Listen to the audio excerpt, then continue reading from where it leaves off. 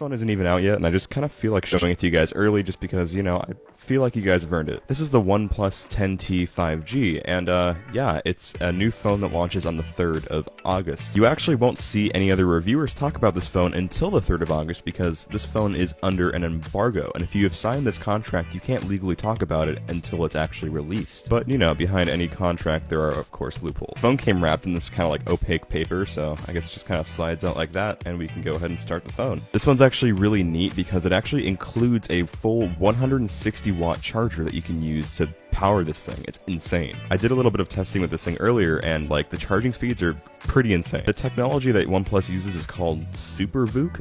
I don't really get the name either. It's a little strange, but, you know, whatever works, I guess. If you care about specs at all, this thing's equipped with a Snapdragon 8 Plus Gen 1, which is a really solid flagship CPU, 16 gigs of RAM, and 256 gigabytes of storage. Let's just say you're not going to need to upgrade anytime soon. On the back, we have a telephoto sensor, wide sensor, and an ultra-wide sensor, as well as a nice-looking flash module. The back of the phone also has this really cool texture. It's kind of unique almost. It's like a vinyl almost texture, and it's really cool when you kind of like rub your hands against it or just use it during daily use. Now, for the size of the phone, it's actually roughly the size of the iPhone 13 Pro Max, just a little bit taller, but like not by much. And here it is next to the Nothing phone. You know, the size difference is very marginal, but you know, just expect it to be like a large flagship phone. It's actually very comfortable to hold too.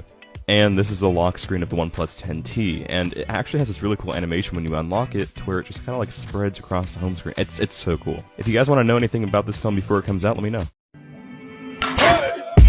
Raindrop, top, fucking up in the hot box, fucking on your bitch, yeah, looking up over the park pot.